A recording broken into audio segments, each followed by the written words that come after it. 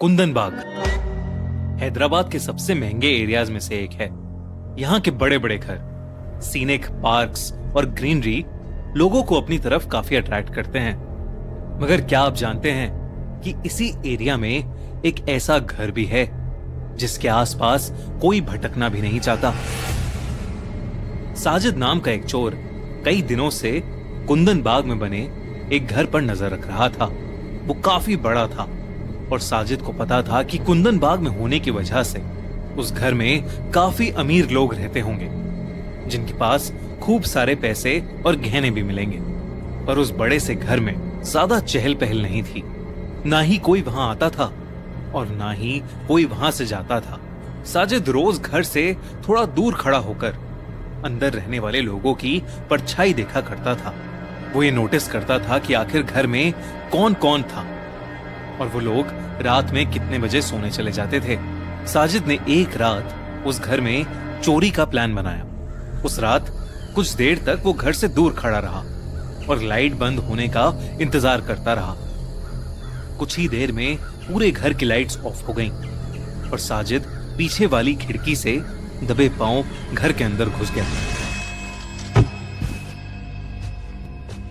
पहले साजिद ने ground floor टटोला, मगर उसे वहां ना पैसे मिले ना ही कोई कीमती सामान।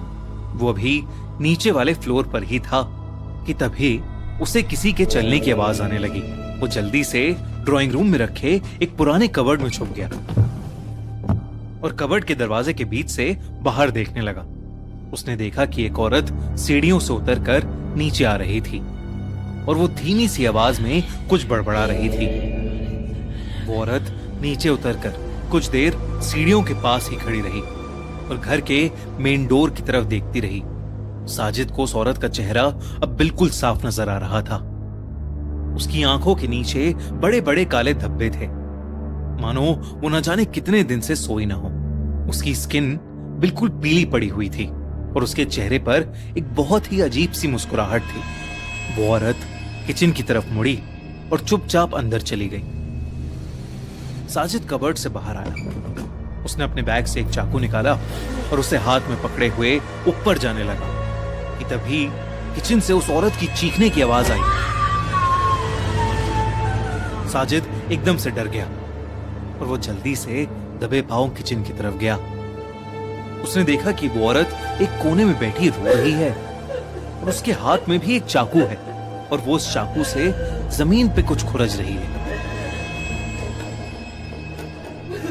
उस औरत को देखकर साजिद थोड़ा घबराने लगा था, तो उसने सोचा कि वो जल्दी से छोटी मोटी चोरी करके वहां से निकल जाएगा।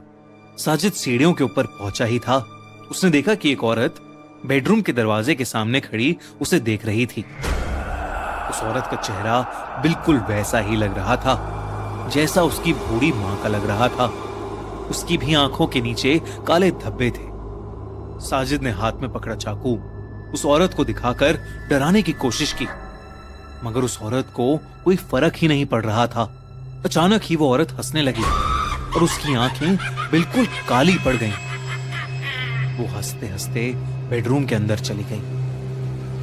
जैसे ही बेडरूम का दरवाजा खुला, साजिद को एक बहुत ही गंदी स्मेल आई। जब उसने अंदर देखा तो उसके होश उड़ गए। 3 लोगों की डेड बॉडीज पड़ी हुई थी और हैरानी वाली बात तो ये थी कि 2 लाशें उन्हीं लोगों की थीं जिन्हें साजिद ने अभी कुछ मिनट्स पहले देखा था। ऐसा लग रहा था कि जैसे उन्हें मरे हुए काफी दिन बीत चुके हैं, क्योंकि उनकी बॉडीज डिकम्पोज होने लगी थीं, जिसकी वजह से उनसे बहुत ही गंदी स्मेल आ रही थी। ये देखकर साजिद के रोंगटे खड़े हो गए थे। वो सीधा घर के बाहर भागा। उसने सोचा कि इस हालत में अगर उसे किसी ने देख लिया तो उसे चोर नहीं बल्कि खूनी समझा जाएगा। इसलिए वो सीधा पुलिस स्टेशन पहुंचा और उसने पुलिस को सब कुछ बताया। पुलिस की एक टीम साजिद को लेकर तुरंत उस घर में पहुंची। घर के मेन डोर पर और उस दीवार पर ढेर सारे खून के छींटे थे। ये देखकर सभी चौकन्ने हो गए और उन्होंने अंदर जाकर देखा कि वहां सच में 3 लाशें थीं। पुलिस ने उन लाशों को तुरंत फॉरेंसिक टीम के पास भेज दिया और उन्होंने यही मान लिया कि साजिद ने ही उन तीनों औरतों का मर्डर 4-5 दिन पहले किया होगा और मर्डर के इल्जाम से बचने के लिए उसने ये कहानी बनाई है। मगर कुछ ही दिनों में उन बॉडीज की फॉरेंसिक रिपोर्ट आ गई, जिसे देखकर पुलिस भी बहुत शॉक में पड़ गई। उन लोगों की मौत 4-5 दिन पहले नहीं बल्कि 6 महीने पहले हो गई थी। रिपोर्ट के मुताबिक उन लोगों ने जहर खाकर अपनी जान ली थी। इन्वेस्टिगेट करने पर पुलिस को बेडरूम के पास से एक फिनाइल की बोतल भी मिली। मगर सबसे ज्यादा डरावना एविडेंस था काला जादू करने का सामान। घर में ढेर सारा तंत्र मंत्र का सामान बरामद हुआ था। उस बेडरूम की सीलिंग पर एक बहुत अजीब सा पैटर्न बना हुआ था, जो कि खून से बनाया हुआ लग रहा था। जब पड़ोसियों तक ये खबर पहुंची तो सबका दिल बुरी तरह दहल उठा। कोई भी मानने को तैयार ही नहीं था कि वो लाश 6 महीने पुरानी थी, क्योंकि पड़ोसी तो उस घर में रहने वाली औरतों को लगभग रोज ही घर की बालकनी में घूमते देखा करते थे। यही बात बार बार साजिद भी पुलिस से कह रहा था। कुछ लोग तो ये भी कह रहे थे कि ये लोग रोज खाना खाने के बाद टहलने बाहर आते थे और कई लोगों ने इनके घर में लाइट्स ऑन ऑफ होते देखी हैं। ये सब सुनकर पुलिस हक्की बक्की रह गई। उन्होंने उस पड़ोसी से और डिटेल में इन्वेस्टिगेट किया तो उसने बताया कि उस घर में 3 लोग रहते थे, एक बूढ़ी माँ और उनकी 2 बेटियां। वो तीनों ही बेहद अजीब से थे और किसी से बात नहीं करते थे। उस घर के ओनर विश्वनाथ की डेथ के बाद उस घर में अजीब अजीब सी चीजें होने लगी थीं।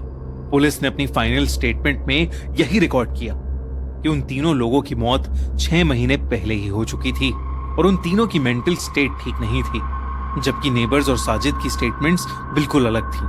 2002 में हुए इस केस के बाद से कुंदन बाग के इस घर को लोग विचेस लायर बोलने लगे।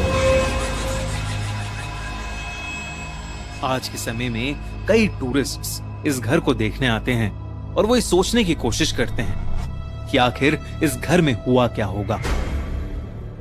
आपको क्या लगता है, कुंदन बाग विचेस लायर से जुड़ी कुछ और भी बातें हैं